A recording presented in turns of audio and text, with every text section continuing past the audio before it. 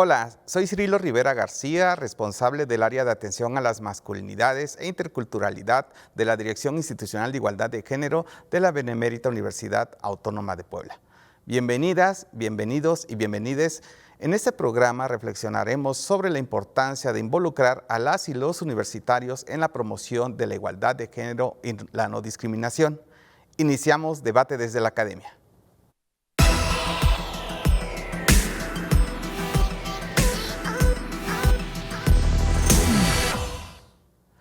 Antes de iniciar nuestro programa, te compartimos las efemérides de esta semana.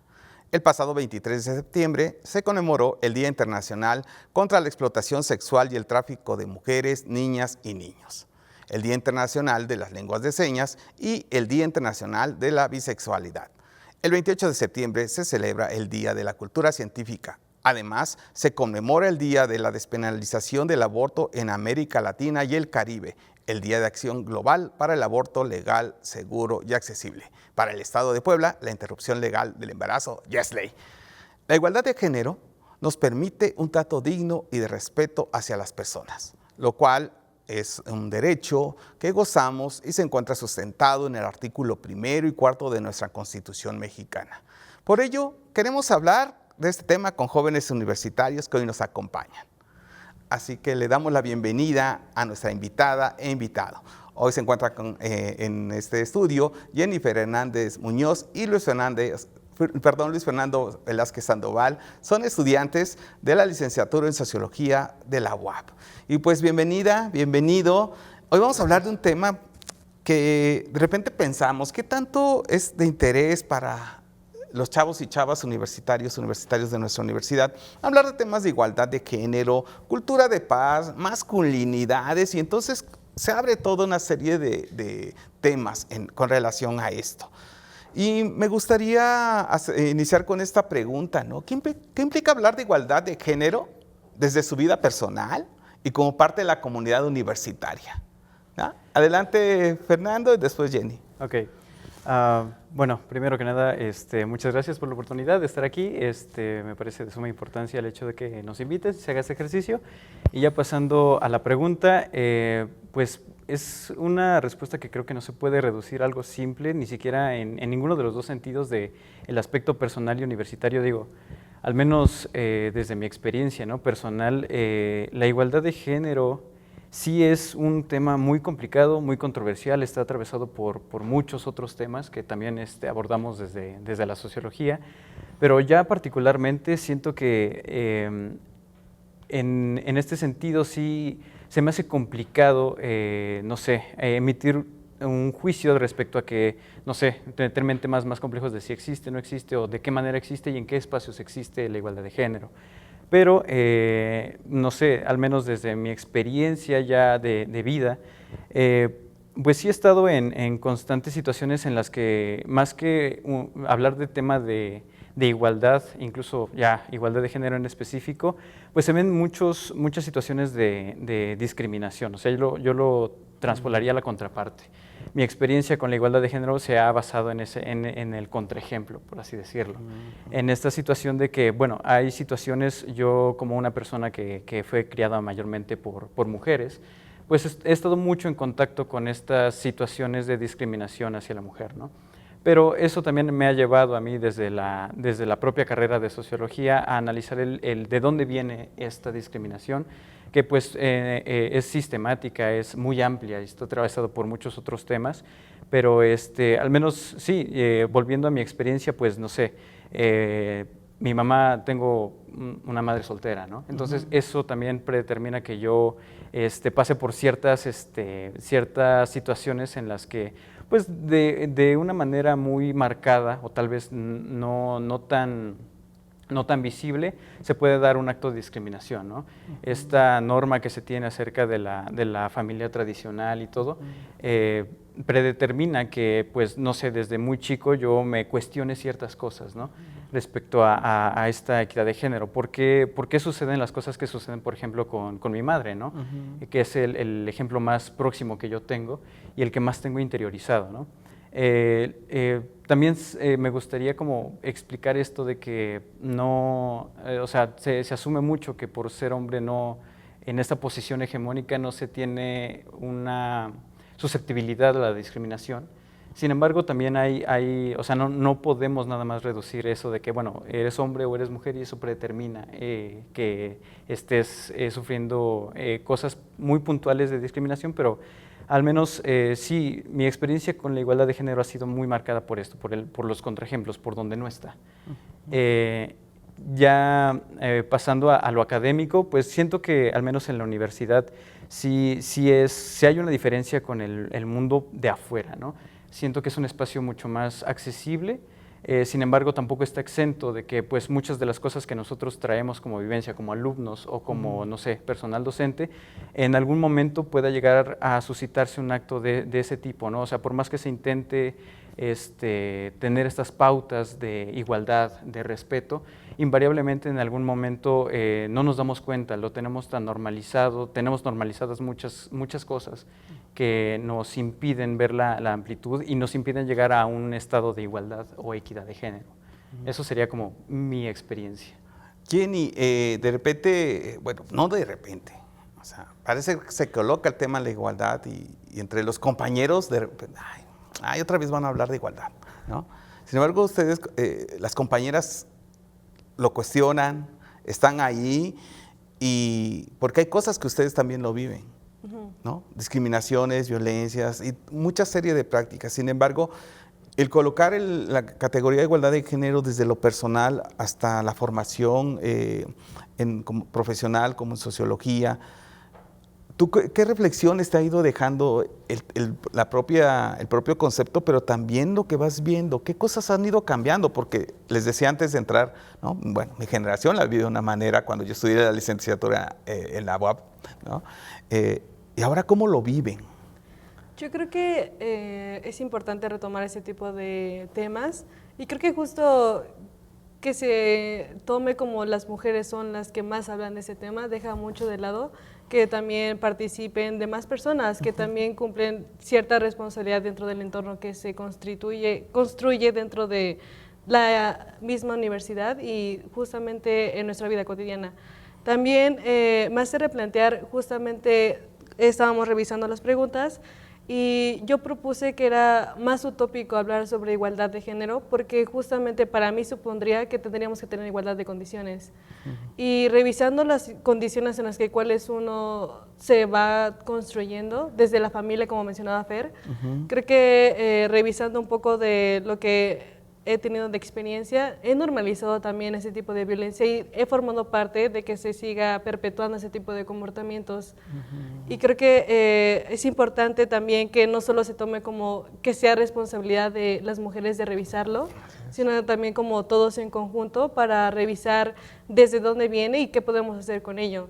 Creo que aparte de que suena a mí utópico este tipo de igualdad de género, porque también me hace observar el tipo de comportamientos que están en la universidad.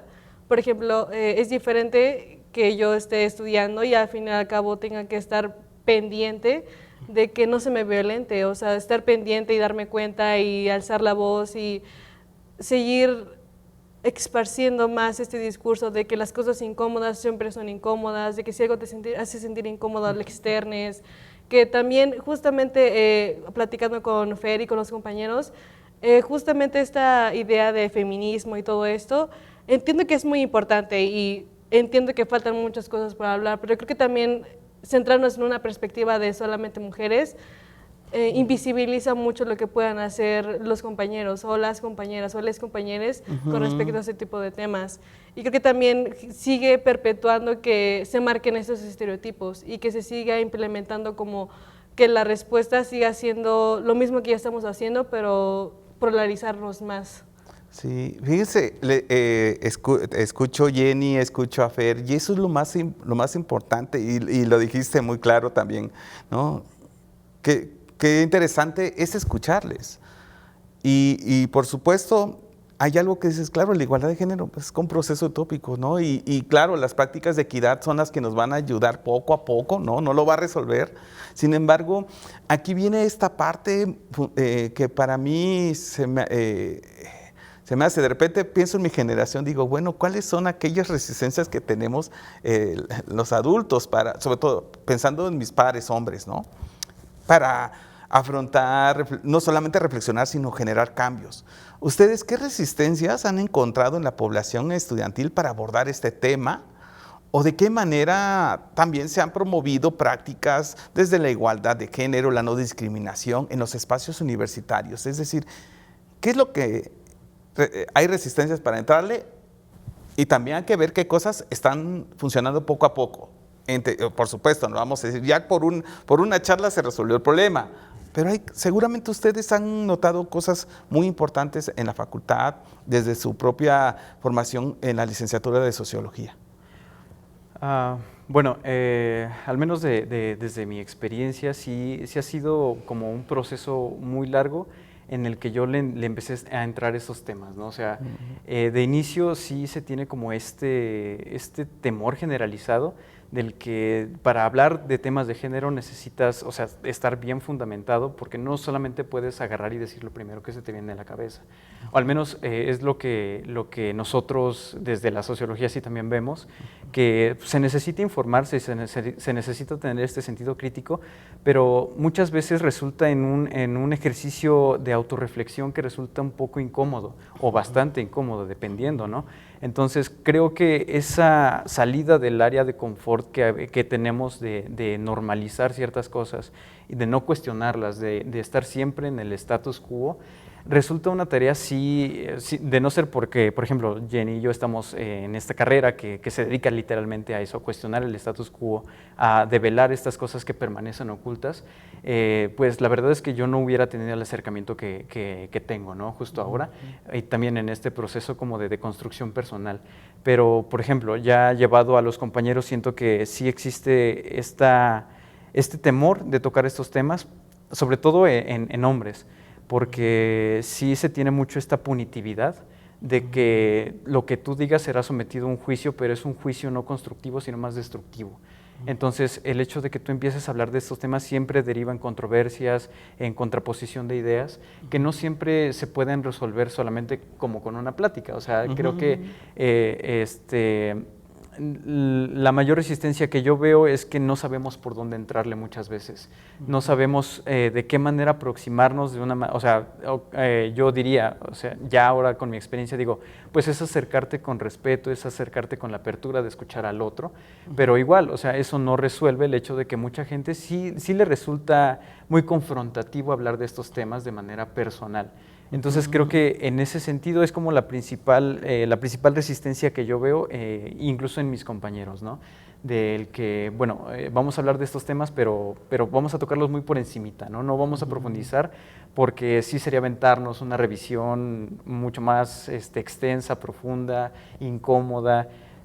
Siento que, o yo lo que yo he percibido, si es que tampoco hay una manera tan accesible de informarnos y que no caigamos en esta le llamamos doxa, ¿no? en este sesgo de ideología o cualquier no sé, cualquier contenido que encontremos en las redes sociales, ¿no? Así es. Yo lo veo por esa manera. Gracias, Fer. Y hace rato, y planteando esto, de repente me viene esta frase muy importante que acuña el feminismo, o que se expresa desde el feminismo: lo personal es político. Y hablar de la igualdad, hablar de las resistencias, pero también hablar de las posibilidades implica esto. Jenny, desde tu mirada, tu experiencia, ¿qué ha implicado estos retos, esas resistencias, pero también las aperturas que han hecho? Sí, justo estábamos comentando apenas con los compañeros que resultaba un poco incómodo ser incómodo. Entonces, desde mi experiencia, desde a principio de la carrera de Sociología, siempre estaba muy marcado la visión de, no, es que el género, las mujeres y todo eso. Y sí, o sea, resultaba incómodo para los docentes y los compañeros, pero creo que también plantear desde el punto en cómo comunicamos las cosas, qué es lo que queremos dar a entender. O sea, cómo se plantea de la punitividad. Antes, la forma en cómo yo recibía información y cómo la esparcía, me centraba más en divulgar el discurso que realmente en ver si la forma en cómo la estaba haciendo era la más adecuada. y conforme dentro de la sociología y los compañeros hemos escuchado y hemos practicado estos ejercicios de incomodidad para acostumbrarnos a ellos y aparte tener esa apertura, o sea, aparte de solamente dejarlo por muy encima, ese ejercicio de reflexión hacia los demás y que compartamos, se me hace muy importante desde que sea solo una plática a escalarlo como a ese tipo de cosas, de divulgación. Creo que los compañeras y compañeros, es difícil, yo creo que entendemos que es difícil entrar a ese tipo de temas porque es incómodo y entra mucho en conflicto y aunque en cierta parte de sociología estemos más acostumbrados a que nos funen o a ser incómodos, creo que aún sigue esta percepción de que lo que digas puede ser totalmente equivocado y también depende de la perspectiva, pero creo que es importante seguir retomando ese tipo de temas como resistencia, no solamente como un bagaje de solamente platicarlo porque se nos ocurre, sino porque es importante y lo vemos día a día. Creo que dentro de la universidad, a pesar de que el ambiente sea un poco más abierto a ese tipo de conversaciones, creo que cuando observas de fuera de esto, sigues notando ese tipo de incomodidad y transgresiones que se hacen. Por ejemplo, yo hablando como mujer, esas sigue estando las transgresiones tan vívidas que aún recalca más la importancia de que se sigan visibilizando ese tipo de temas. Sí. De repente me pongo a pensar y recuerdo uno de los textos de Paulo Freire de Pedagogía de la Pregunta, ¿no? Y me lleva también a alguien tan importante como es Bell Hooks sobre la transgresión, ¿no? El de qué pasa con este pensamiento crítico que tanto hablamos y no será que la incomodidad nos atraviesa también en nuestros propios pensamientos autocríticos, ¿no? Y es, de verdad, está haciendo una charla súper interesante porque escucharles también nos invita a pensar qué nos toca hacer desde la docencia, desde como personal administrativo que llevamos actividades o acciones para transversalizar la perspectiva de género en la universidad. Y una de las preguntas, sin que se vuelva una receta de cocina, claro, ¿qué acciones consideran ustedes que se necesitan contemplar para prevenir las prácticas de discriminación o violencia en los espacios universitarios? ¿Qué consideran que puede estar funcionando o qué necesitamos, no? Híjole, igual aquí hace rato veníamos platicando sobre ello y creo que es una pregunta bastante compleja. O sea, yo desde mi perspectiva personal no me siento capaz de proponer algo, sino más bien como de revisar. Por ejemplo, dice o más bien la pregunta se estructura en que para prevenir, cuando prevenimos o cuando se previene algún desastre se identifica de dónde viene la problemática. Entonces, el hecho de tener tanta complejidad en este tema de, no sé, igualdad de género, de violencia, nos implica aventarnos una revisión extensa de cuáles son las causas, de dónde viene, quién la ejerce, por qué la ejerce. O sea, hay muchas preguntas, siento que detrás, pero sí yo, no sé, propondría esta noción de que primero identificar de dónde está viniendo tanto la violencia, o más que nada la violencia, estos actos discriminatorios, para poder así proponer ya una solución, si no efectiva ni general, sino un conjunto de pasos que vayan orientados ya a la prevención. Pero sí me cuesta trabajo, por ejemplo, esta pregunta me causa mucho ruido porque siento que podría, o sea, yo al proponer algo simple, muchas veces estas soluciones simples a problemas complejos terminan siendo contraproducentes.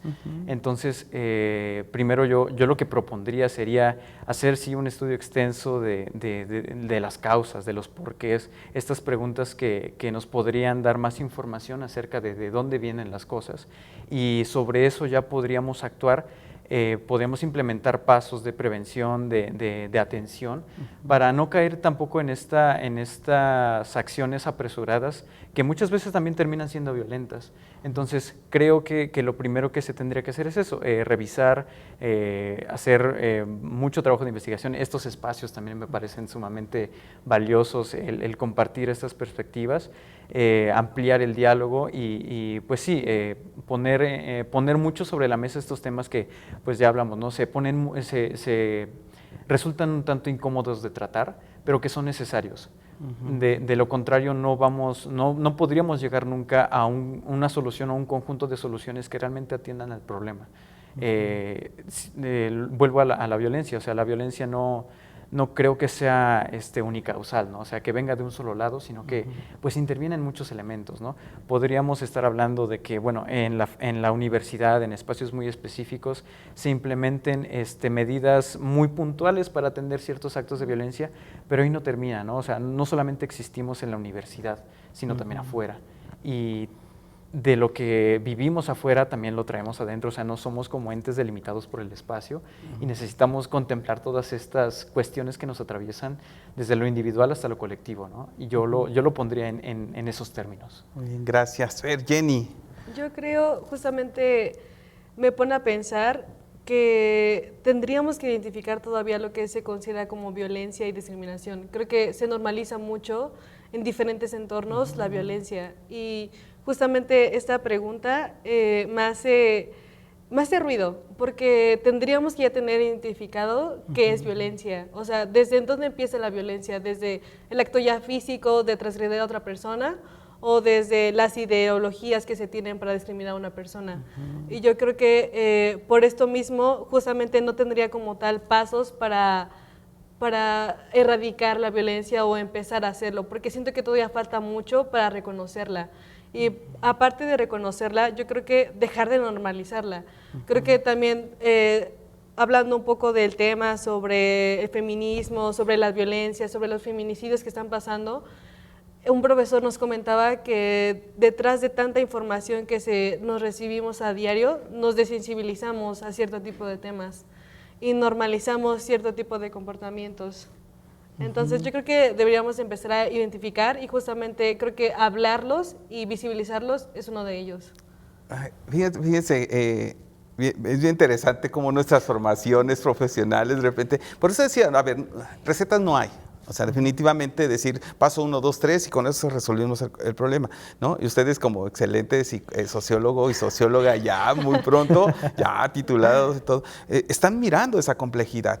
Y entonces a mí me invita a pensar, ¿no? Decir, claro, es que las palabras que se dicen es necesitamos dialogar, necesitamos escuchar, porque dicen, bueno, sí, ya vi que hay una forma que me está diciendo que es la violencia, o sea, pero a lo mejor ya la naturalicé tanto, y esto que dice el profesor me parece muy valioso.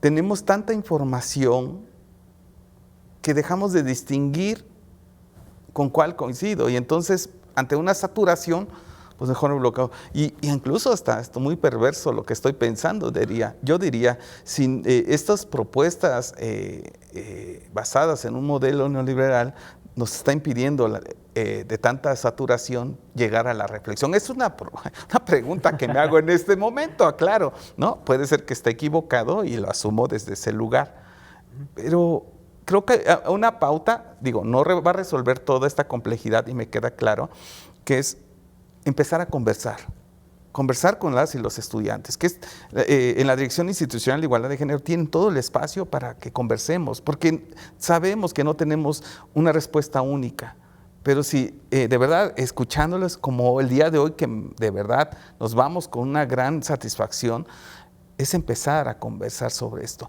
Y a lo mejor les voy a dejar un paquetote, ahí sí, a ver, si ustedes, tienen la posibilidad, no hay obviamente, no es la receta, pero ¿qué mensaje le podrías compartir a compañeros? Ahora sí, Fernando, tú a nuestros pares, ¿no? A nuestros compañeros, sí, porque que vamos a hacer mansplaining con las compañeras, pues no está chido, ¿no? ¿Qué mensaje les podrías compartir a los compañeros hombres y Jenny, a las compañeras en más que obviamente no recetas, simplemente a ver, estas reflexiones para una mayor participación en este sentido, para generar prácticas hacia la igualdad, la no discriminación, ¿no? Pues realmente sí sería un mensaje muy amplio, o sea, no Bueno, quisiera... tenemos poquito tiempo ya Sí, no para quisiera cerrar. extenderme demasiado, pero siento que sí, o sea, aunado a lo que decía Jenny sobre la sobresaturación, el exceso de información, hay muchos gurús de la personalidad, hay muchas ideologías que están muy sesgadas y hay mucho prejuicio respecto a lo que nosotros como hombres podemos aportar a esta igualdad y equidad de género, ¿no? Entonces, creo que lo principal es atreverse, no solo atreverse a hablar de estos temas, sino atreverse también a hacer este ejercicio de autorreflexión, a cuestionar qué tanto de lo que somos realmente nos conforma y somos porque queremos serlo, ¿no? Yo lo remito a mi propia experiencia, o sea, hay muchas cosas que yo tenía muy normalizadas y que asumía que eran mías, pero que definitivamente se alejan un poco, ¿no? Entonces, yo lo que sí diría es como hay que ser autocríticos, autorreflexivos y hay que estar abiertos a las diversas perspectivas de nuestras compañeras, nuestros compañeros y nuestros compañeros para poder enriquecer nuestra propia identidad. Muy bien, gracias. Jenny, en un minuto, yo sé que te limitamos el tiempo. Está bien, yo creo que justamente apoyaría el cuestionarnos cosas que ya sabemos o pretendemos saber y que ya son la verdad y a partir de ello, después de tomarlo como verdad, accionar a partir de ellas. Creo que el reflejo sería como sí informarnos, sí visualizar diferentes perspectivas, pero creo que empezando desde lo individual a cuestionarnos las cosas que creemos que son verdades absolutas, partiremos a una comunidad más amplia y más abierta a la conversación. Ok, pues de verdad ha sido un placer, Fer, Jenny, en esta transmisión poner a debate temas, ¿no? Desde la incomodidad, pero pasar a propuestas, a la acción, como bien dice Jenny. Así hemos llegado al final de esta entrevista en debate desde la Academia a través de TV WAP. Agradecemos la participación de Jennifer Hernández Muñoz y Luis Fernando Velázquez Sandoval, estudiantes de la licenciatura en Sociología de la UAP. Les invitamos a conocer las diversas actividades dirigidas a la transversalización de las políticas de igualdad, prevención y atención de la discriminación y violencia de género en nuestra universidad. Si quieres saber más de nuestra agenda, acércate a las redes sociales de la Dirección Institucional de Igualdad de Género, así como también hacemos la invitación a la comunidad universitaria para que solicite los círculos de conversación sobre masculinidades dirigidas a sus facultades o entidades administrativas de la universidad. Si requieres mayor información, llama a la extensión 4761. Síganos a través de las redes sociales con la página web dije.wap.mx y también a través de Facebook @dijewap, así como en Twitter @dijewap. Muchas gracias, hemos llegado a la final de este programa, agradecemos su compañía. Hasta pronto.